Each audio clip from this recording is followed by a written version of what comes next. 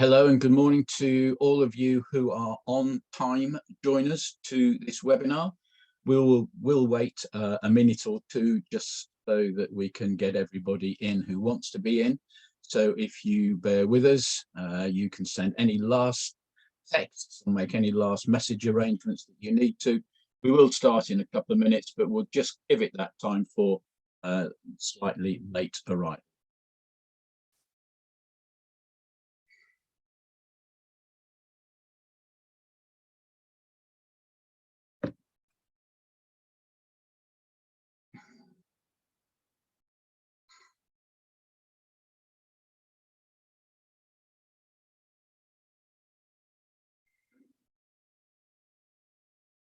Just for everybody who's in the process of arriving, we'll give it just another 60 to 90 seconds for the late people to join us. Thank you to those who are here promptly, but if you could just bear with us, we'll give it that little bit of extra time before we kick off.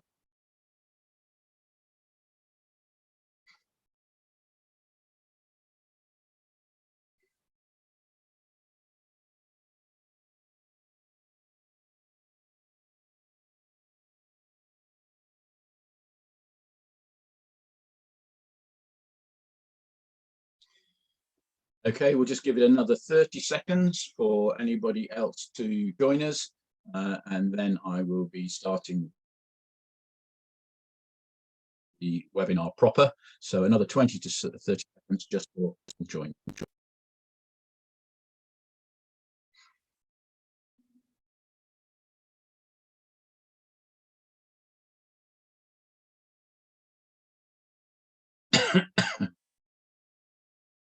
So let's get cracking. Hello, good morning, and welcome to everybody who's joined us for this webinar as part of the Hammersmith and Fulham Business Growth Programme. It's delivered by a team of people from an organisation called Branduin, of whom I am one, and we will just tell you a little bit more about me in a second. It's a series of webinars and also some one-to-ones.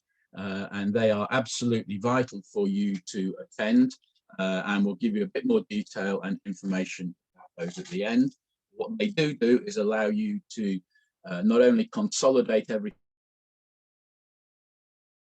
that's taken place in the webinars, but bring your own individual situation to the presenter or to the Branduin advisor who will attend one-to-ones with you. This particular webinar is about designing products and services, and it's all there to help you win more business, contracts and tenders from local authorities and large companies. And whilst everything in here and all the other webinars that you're going to attend is of very great importance, do know that it may well be leading to the Meet the Buyer event in January, on January the 24th. So if you've got your next year's diaries ready, then that should be in there. If not, make a note of it, make a note of that date to carry forward, and we will refer to it later on right at the end of today's webinar. It's not just going to be me talking, there will be exercises and there will be interaction. And it may well be that once you have the whole set of slides, you want to print them off and create a workbook, because then you can go back to that and you can repeat all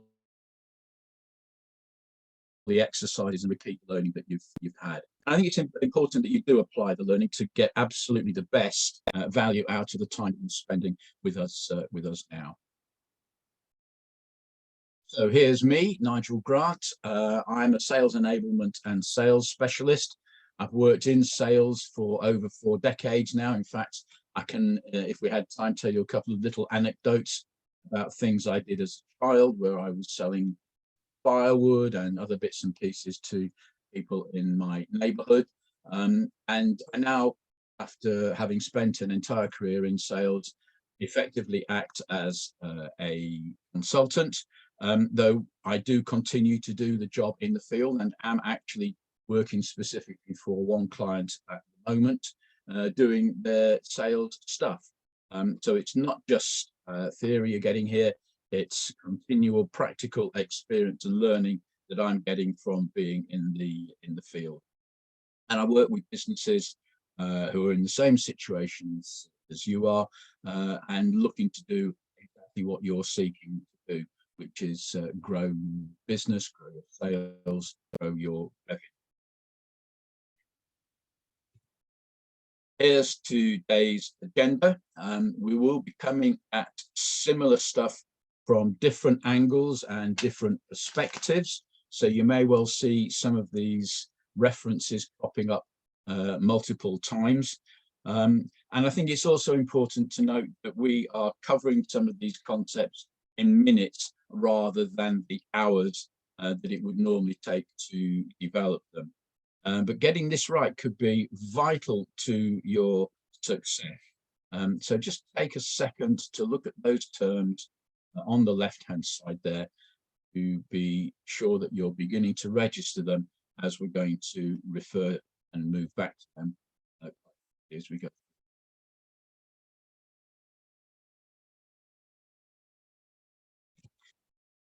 This is where you are in the whole process at the moment. So the fit to bid sequence, how you can win more contracts.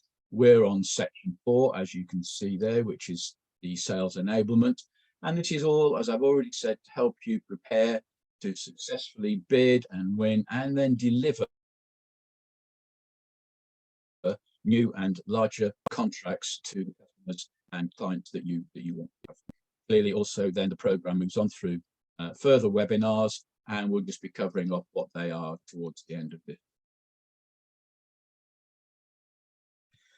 So let's have a look initially at our first model. This is the value proposition canvas, and this fits with the business model canvas, which you should have already been exposed to.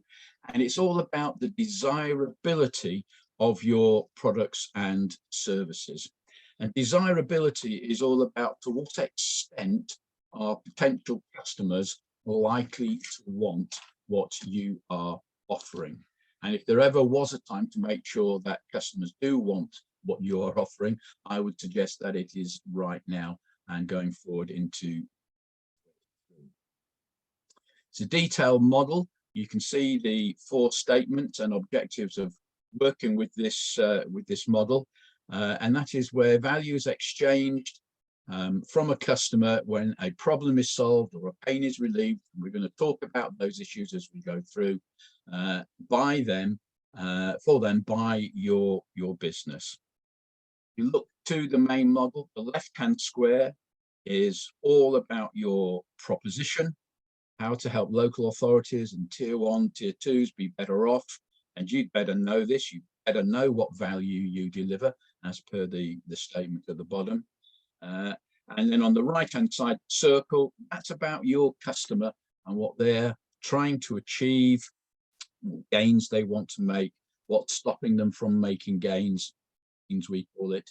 We'll be covering all of that, and what jobs they want to get done to deliver on this. Really, it's very important that we focus on that, because being outcome oriented is how you know you can get results and measurables against the jobs that customers want to get done. So the value proposition design, this is to move us away from the slightly more complex canvas that we just showed you, and to reaffirm the key terms that we're going to be using through the webinar. So you've got the products and services on the left-hand side with the pain relievers and gain creators. And then on the right-hand side, you've got the jobs and you've got the pains, and that you've got the gains that customers are trying to. Ultimately, we're going to deconstruct all of this into each component with exercises, and then put it back together again so that you've got something meaningful to work with. This simply will help you integrate and engage with your local authorities and upper tier prospects. It will help you focus on the most likely areas of success.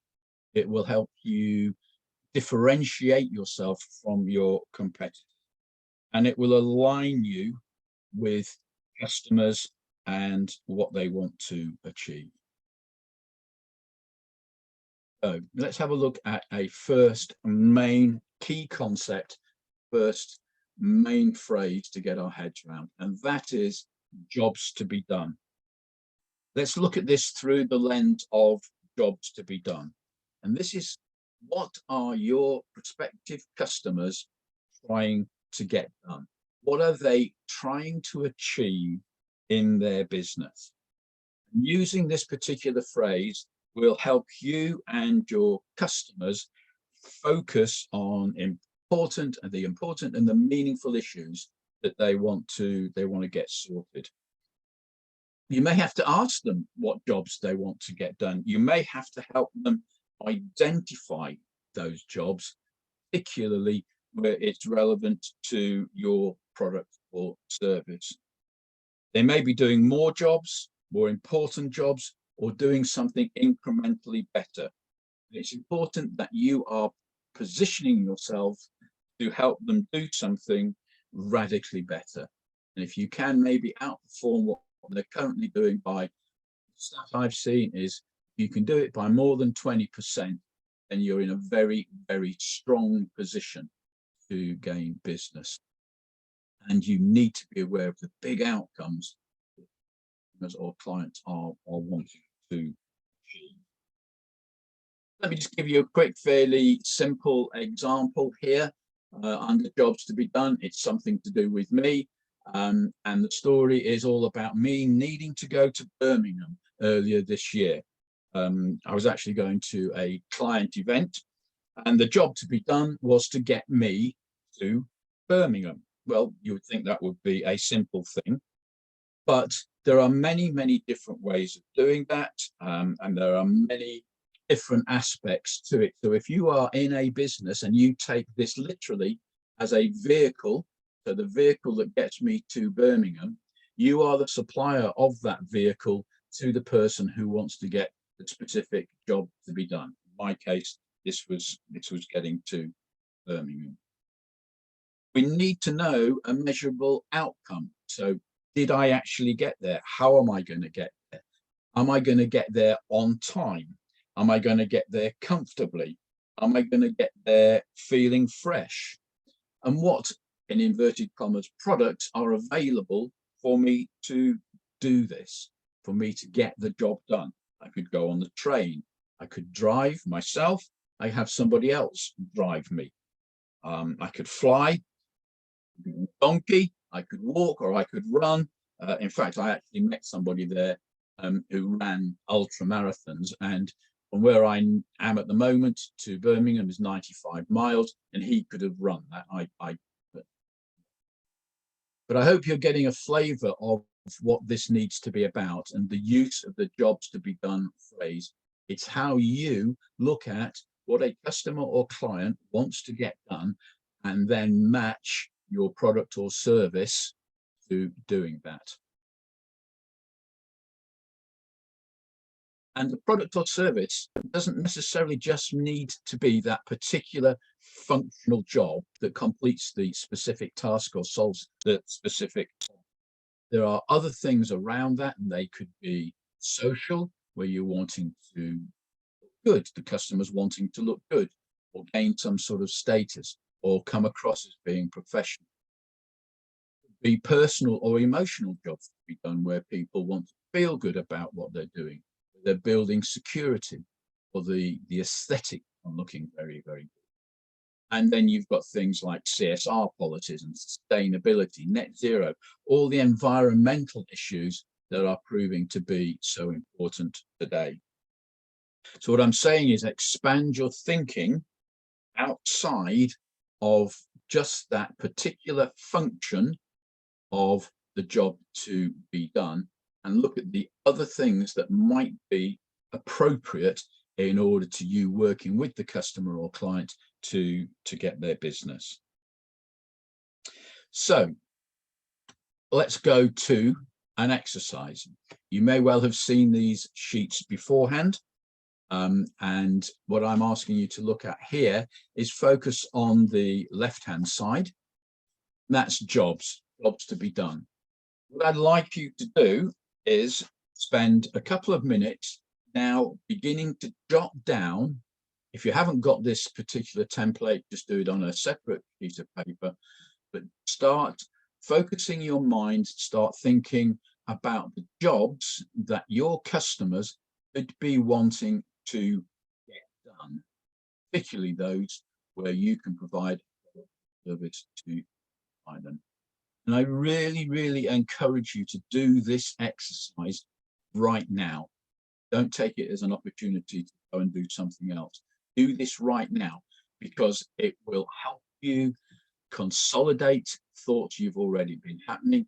It will help you create new thoughts to go forward with in terms of expanding the opportunity you have ahead of you. So we're going to take a couple of minutes to do this. And I really want you to spend that time. I'm going to more or less shut up for the next 2 minutes. I'll maybe give you a couple of little, but let's go with it.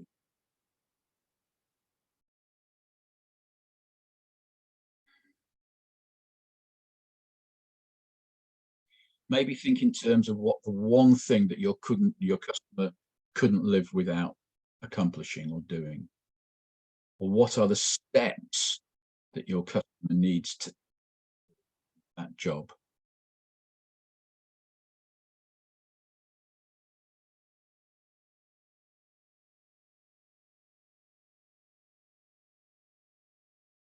Think about what tasks your customers are really trying to perform in their work.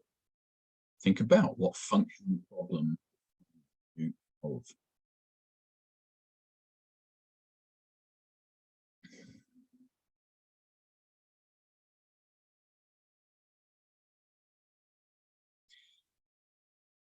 Think also about emotional needs that your customer buy. Often said, people will buy on emotion, buy with logic.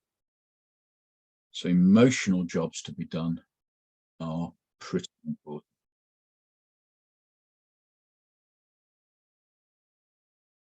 Let's just take another minute on this.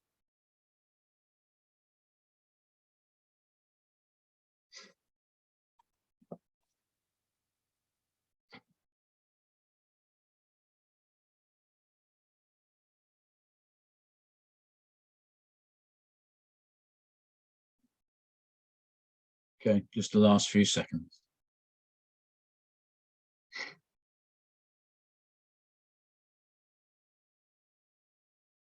Right, that's kicked you off with some of your own ideas. Let's look at how we can prompt our way towards jobs to be done consensus. And let's look firstly at customer pains. So this is a phrase that I introduced very early on in the webinar. And pains are those things that annoy your customer. They're those things that get in the way of what they want to do. They're those things that just stop a job to be being done. And it is why you need to know what your customer is wanting to do and how they're trying to do it. And if you need to do some research, go and do some research. Also think about what your customers are trying to do if they need to sell themselves to upper tiers. So if you're supplying to a tier 2, they need to supply to a tier 1. Think in terms of how what you do can help them do that. And quite frankly, pains are things that customers want less of. They're undesired outcomes, unintended consequences, they're obstacles, and they are risks along the way. So let's go back to our exercise now.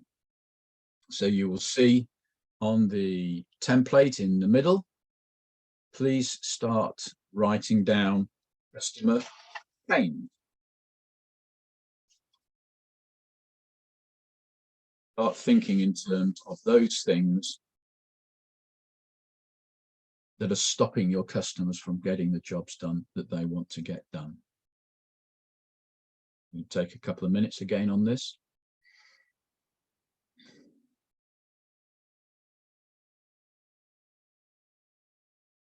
Are they things that customers find too costly? Are they literally things that give them headaches? Are they annoyances?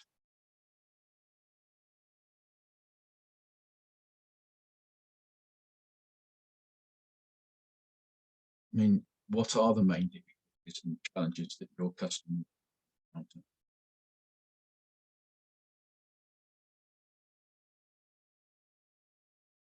Do this exercise writing right now, where you're going to need focusing.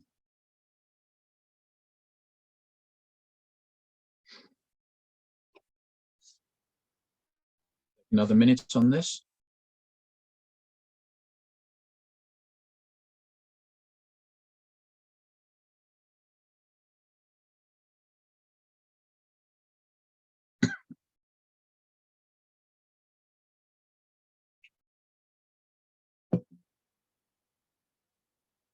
Okay, final few seconds.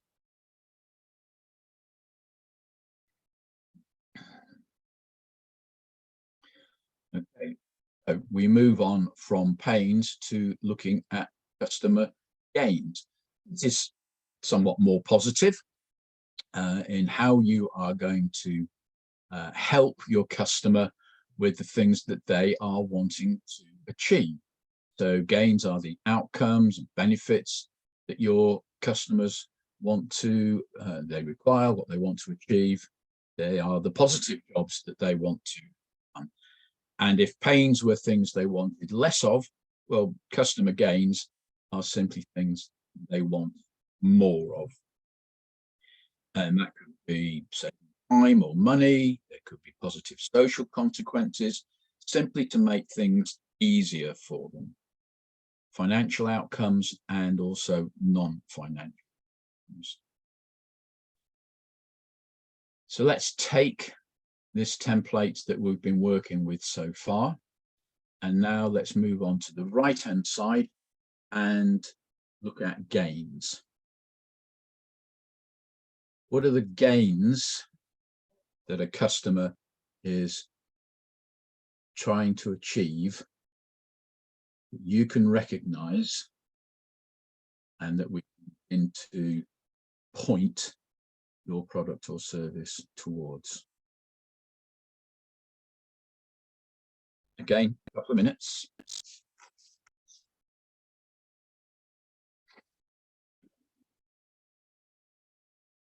What would make customers or even their lives easier?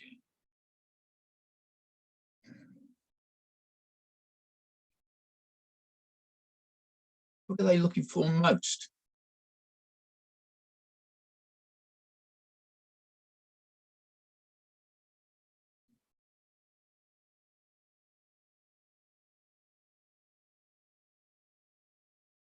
Are there genuine savings that make your customer happy and appreciate?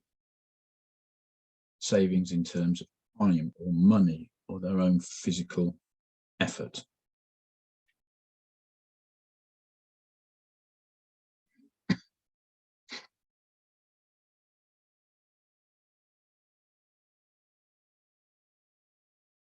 Let's take a minute on this.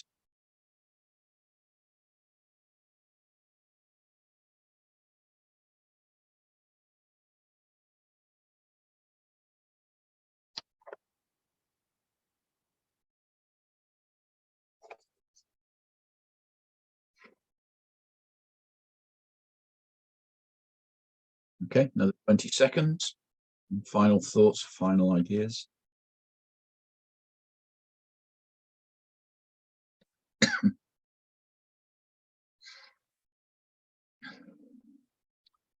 Well, with that template started, you're beginning to look at the things that you will need to focus on, and we're going to cover a lot more of this in order to make sure that you have got a product or service as market fit. Now, this is perhaps the single most important element to consider for all of us who are in business when we're looking taking our product and service, designing it or redesigning it. Because there is a significant amount of business failure in life because there is no market fit. The single most accountable reason for businesses failing is that there is no market. And you achieve that fit, you achieve that need when customers get interested, engaged, excited about what your value proposition is. You are aiming to align with what customers want to achieve. And you have to make that connection. You have to make the connection between what they want to achieve and what you have as a value proposition, what you have to offer. If you don't, who is going to make that connection? And it's only when or if you get a market fit that you have an opportunity to pitch or compete for business. I think in getting a market fit now is just perhaps more necessary than ever. And if you're not getting a fit, if you find that you're out there in the marketplace and there isn't a fit, think in terms of your proposition design. During the pandemic, the word pivot came as people moved from what they were doing to something else. Frequently, it was actually just the same service, but how they delivered it. But you may well need to pivot what you're doing in order to achieve the market fit. And you need to take your focus off of you and put it on the customer. And I'm going to talk more about that a little bit later on. It's not about you. And there are different stakeholders within a customer group. There's something that's known as the challenger customer, even within one single customer organization. There are people who want or need. We're going to look at this further in sales enablement, but we're also going to look now at how you might go achieving that market fit by having taken those early concepts that we just had of pains and gains and looking how we can move those into something very significantly more. First thing is to look at pain relievers. So you need to decide what you can supply to a potential customer to counteract their pains, to help support the customer's jobs to be done, jobs that they want to help them achieve their desired outcome. So, having absorbed that, let's move on to the exercise. This is the central column here. And think in terms of pain relievers. So, pain relievers effectively describe how your products or services alleviate or even eliminate particular customer pains. They explain how you can eliminate or reduce some of the things that annoy your customers, stop them from getting. So very important here now, because you're thinking about what you can bring to the party. Look at pain relievers and start jotting down those things that you can provide that will relieve customers' pains. And also think, if they have pains that you can't about, is this where you need to look at your product design and think pivoting? So again, a couple of minutes on this, please, guys.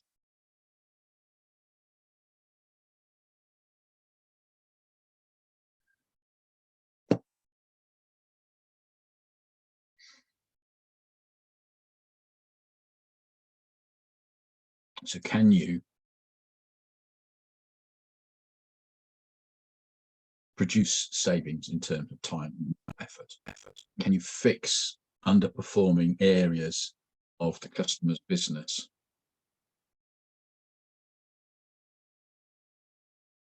Can you literally put an end to difficult challenges that they are encountering? The pains that they're having that you can help.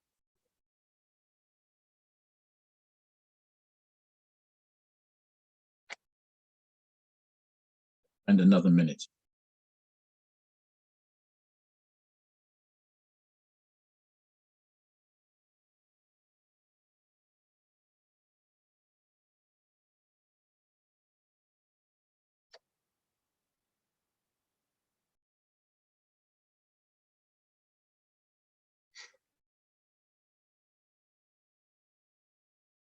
Remember, this is not so much about what we already do, what we could or should be doing.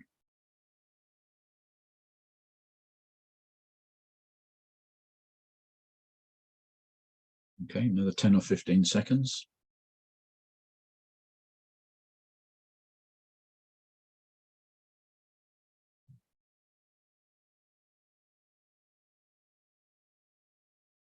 Okay, all right. So for those of you who are looking slightly ahead, you'll see that the next thing we're going to move to is gain creators. And this describes how your products or services will help the customer gain things that they want to gain. It's very positive, it's very focused, it's very direct. It's aimed at matching something that the customer has articulated they want to, and that is positive for them, positive for them. So again, we're going to do the exercise. And this is on the right-hand side. Gain creators. And I'll repeat something I said a minute or so ago. This isn't necessarily about what you already do, but what you could or should be doing to help your customer create gains.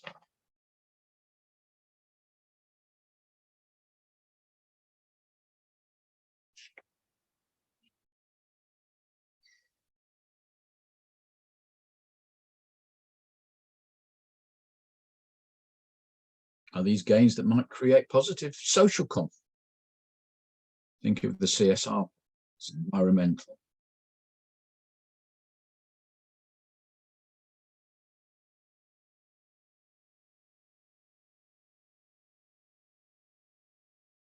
Is it additional quality you can bring to the customer's experience that will please them, make them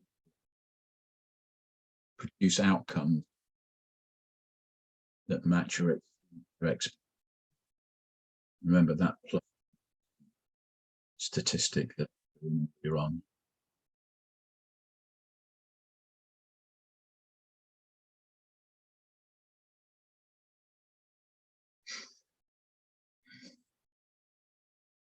Okay, let's just take another minute on this.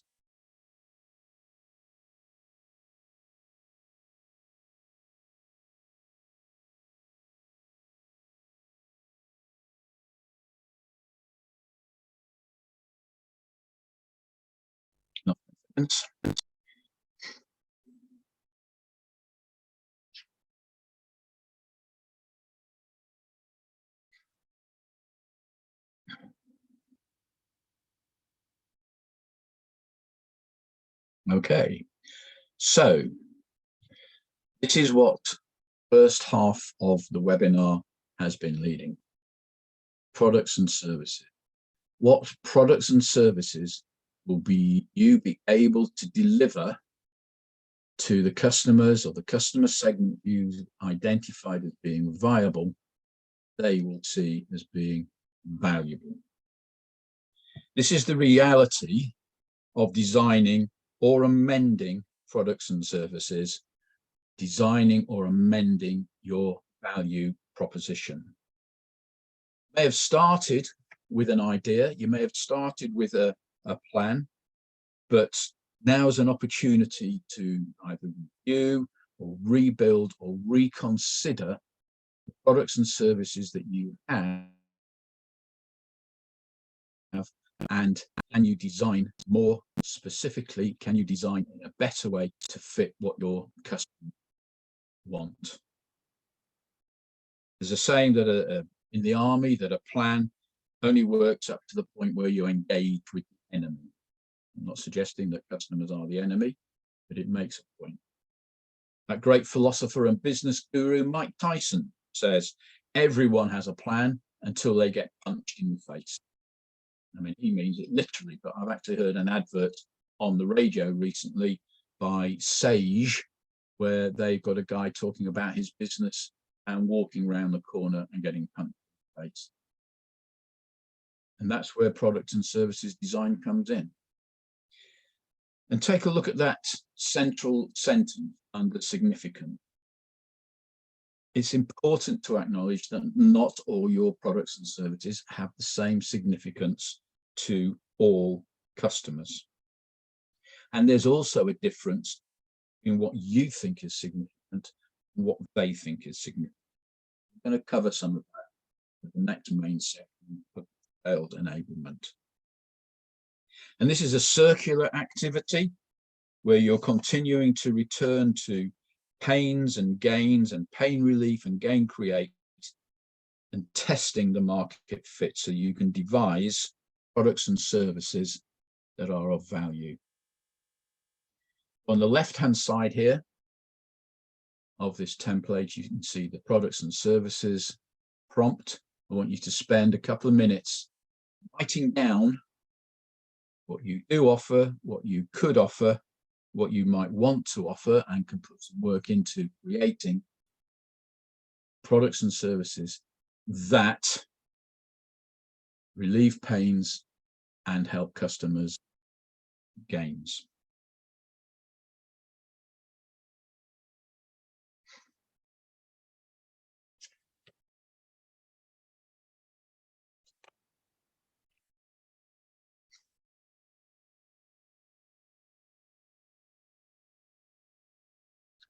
Anecdote.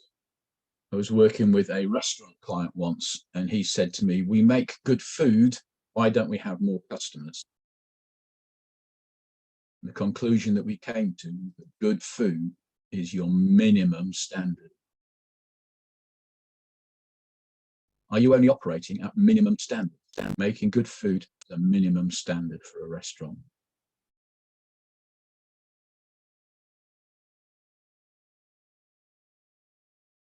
Looking in terms of having a blue product.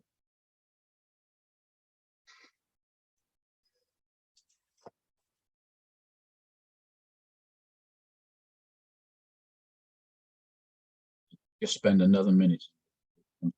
You will want to spend a lot of time on after work.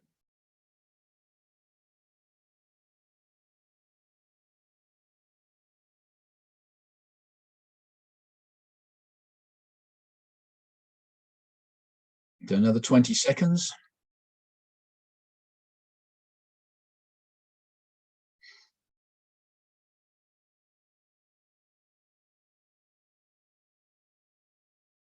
Okay, so here's a template for value proposition fit, and this may well be a good takeaway for you. It covers the things that we've already talked about this morning. So if you don't do anything else other than print off this template and take it away and complete it, I would hope you've gained some value. What value do we deliver as business owners, as business providers? What customer problems do we solve? What needs are we satisfying? What outcomes have we identified? What jobs does the customer want to get done? And here's a key phrase that I'm going to return to towards the end of the webinar. How is the customer better off by engaging? Simple, easy, but so important. How is the customer better off engaging with us? And then 5 quick tips just to finish the value proposition design part of the webinar. Look at the value proposition canvas as the two separate building blocks. One is about you, one is about the customer. If you've got several different customer segments, this is point 2, don't mix them up, do them separately, and you may find that there are ones that you want to specifically focus on. Don't create your customer profile through your own eyes. Look at it through your value proposition. Look at the customer independently. Don't only focus on functional jobs. Remember, there are emotional jobs, there are the social jobs. And don't try and do everything that a customer might need. I'm going to look at how to focus a bit more on that in the next, which is sales. So I hope you found that first, well, it's been about 35, 40 minutes useful. We've got another 15 minutes to go through. And this is about sales enablement. So what is sales enablement? The concept of sales enablement is all about you being able to get the right products and services in front of the right customers and clients in situations where they're most likely to buy. It's taking everything we've done in that first 35 or 40 minutes and now moving it into the practicality of being out in the marketplace, out in the real world. It also helps you move between marketing and selling. It's the link between marketing and selling. And it really is about a market fit, where to focus your efforts. I'm going to show you how to develop a niche that might just help you to focus. We've got 3 key concepts that I'm going to go through with you. First concept, simply segments and ideal clients. Also the marketplace, but it's important to know who your ideal customer segments and your ideal customer profiles are. Not just those that you have at the moment, those who are existing, but those that you want to aim at. Also know what the marketplace is. What marketplaces are the key customers that you want to have operating in? Is it a market that's identifiable? Is it distinguishable? Is it stable and constant? Is it valid for long-term value creation? And think in terms of something called account-based marketing, where you develop what I would call a silo, but a defined and specific named group of potential clients that you can focus on very, very closely. And then when you look at selling skills, that's into how you approach them. The second key concept around situations. And the concept here is that situations reveal needs.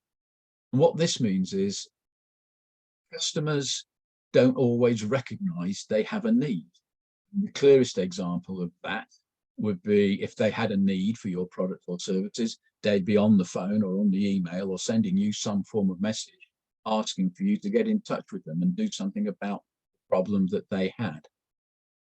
The situations is very much about things that are happening with them that they will recognize. So if you look on the right-hand side there, there's some examples of trigger events where people are moving in or out of positions in a business, especially senior positions, whether they have just won a contract or lost a contract, whether there are things happening in the marketplace that are affecting what they do. These are situations that a potential customer will be able to recognize, which then can lead to them understanding they have a need for your product or service.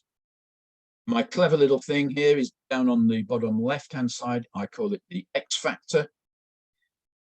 And the X factor is that 2 words below. You will, and we have talked a lot about content, but you will be very determined to continue talking about content, what your business is all about.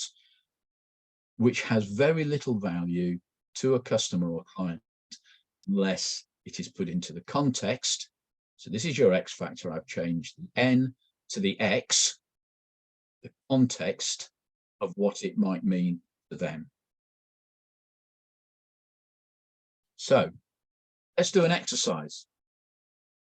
What situations could exist for your key potential clients, local authorities, large buyers, that might alert them to need in?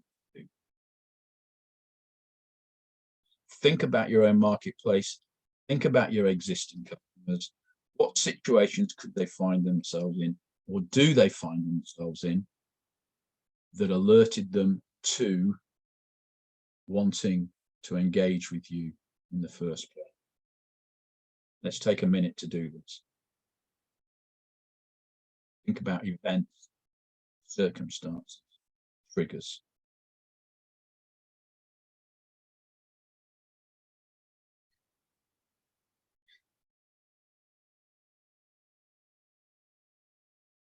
Take time to really look at this. It's how you open doors for getting clients, customers to recognize you have a need.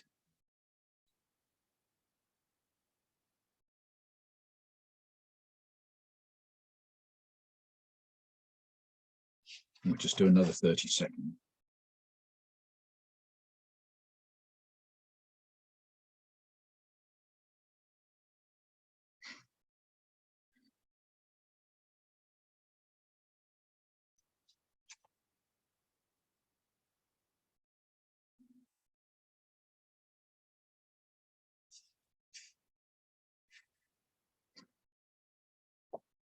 Okay, so let's move on to our third key concept, and this is to refocus on outcomes. And effectively, it says it at the bottom of the page.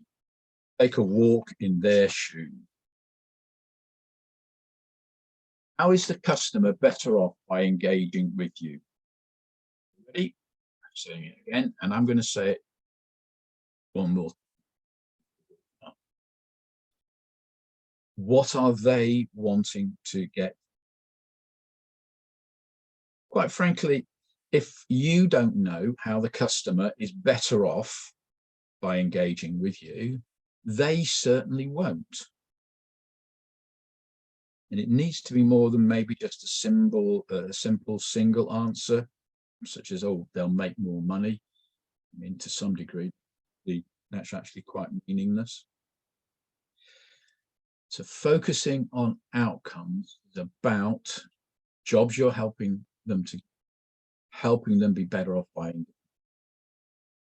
They are needs that the clients want to have happen.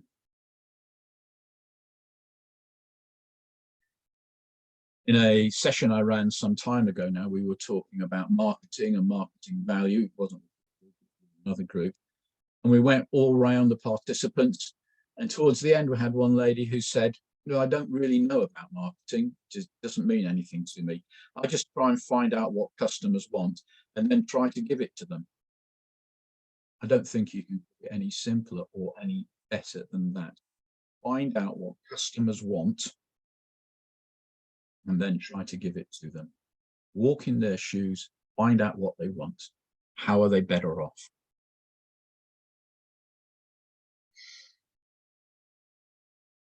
So literally, as we come now towards the close of the session, there's still sort of 4 or 5 more slides, so we're not quite there yet. But I want to bring things together here. Excuse me, we'll have a drink. And that is to take those 3 key sales enablement concepts, help you find a niche or a focus you can put your resources on.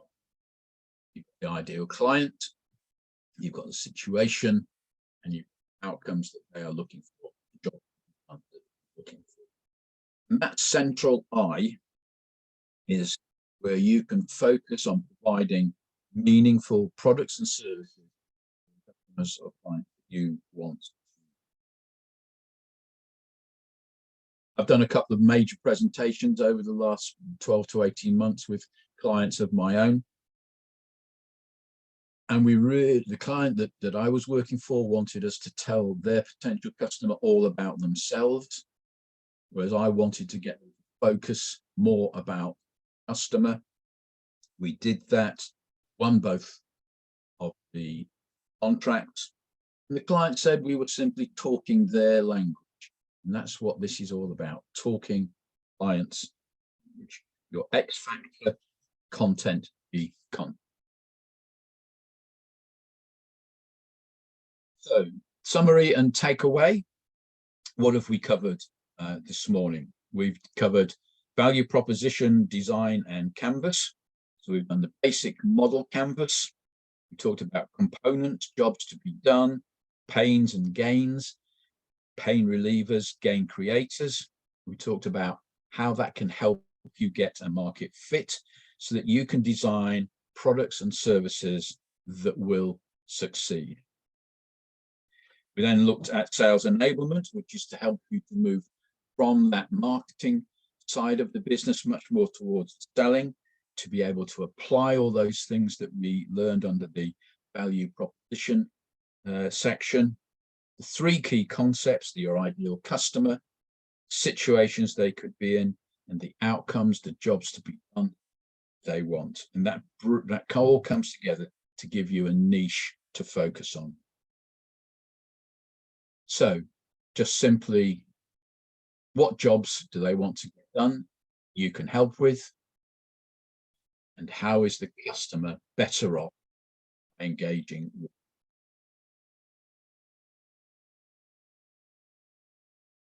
To finish here, and I want you to do this now if you would, because again, it helps you consolidate and focus things that we've been going through, and there has been quite a lot of it. Just let's take a minute to look at the top three things that you're going to do when you are in a minute's time. And this, you're not going to show this to anybody else, although you can do if you wish. But this is your personal self-contract and self-commitment to deliver. And if anything, it's probably more important than any of the other stuff that we have done in the last hour or so. It's your next three key actions. Let's just take a minute to do that.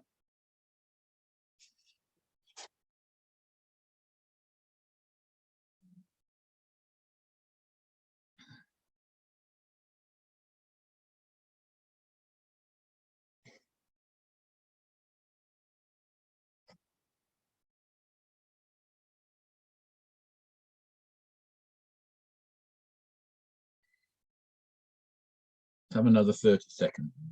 It's very, very effective for you.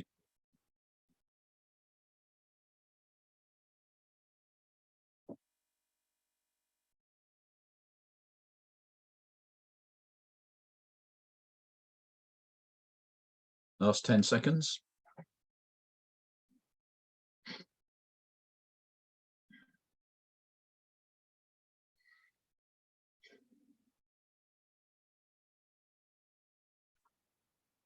Okay, so essentially that's all I have to say that I have to bring this morning. So let's just move on to looking slightly ahead. You can see from the program schedule that today was the design and developed services for government.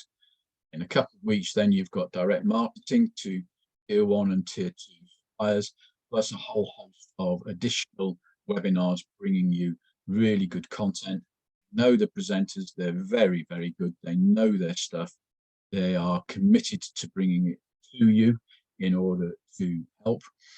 And then you'll see, as I mentioned right at the beginning of the webinar, on 24th of January in the afternoon, you have got the Meet the Buyer event at the Hammersmith Business Centre.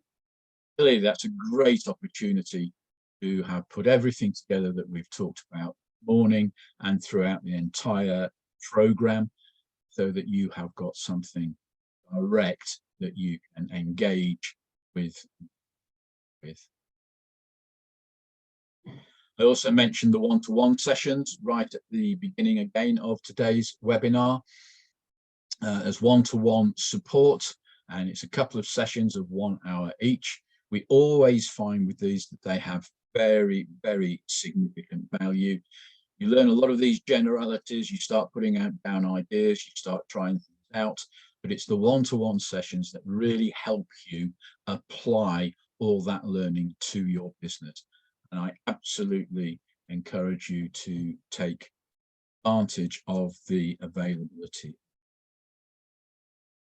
The way you do that is you will be in touch, you can get in touch with Noshir to start arranging the one-to-one advice sessions. The contact details are there. You'll be able to get them in any event from Nauza or from Lisa. That's where they are. And then that moves you on to submitting of interest to the suppliers that you are looking to interest. I really, really do encourage you to take advantage of those one-to-one ones. So there we are. Thank you very much for today. I hope that's been useful. I hope you've picked up from that. There is a lot in there, and I sometimes get a bit intense about it as well. It's because I believe in it and know it so well. But I see from the clock we've got maybe a couple of minutes left, so I'm more than happy to take any questions or listen to any comments or feedback that you want to share with either me or the group.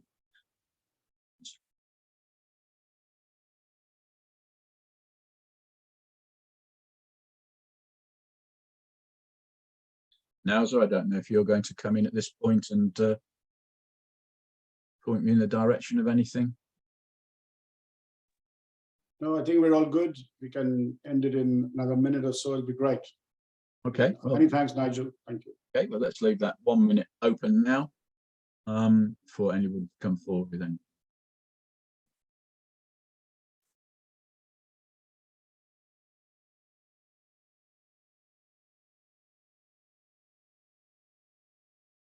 Okay, doesn't look like there's going to be anything. You can get in touch with me via Nauza or via Lisa if there is anything you want to put to me post-webinar. Any questions, any thoughts, quite happy to take them on a one-to-one basis. But if there is nothing else, then let me say goodbye to all. Hope you've really got some value from that, and maybe see you again at some point. Bye-bye for now.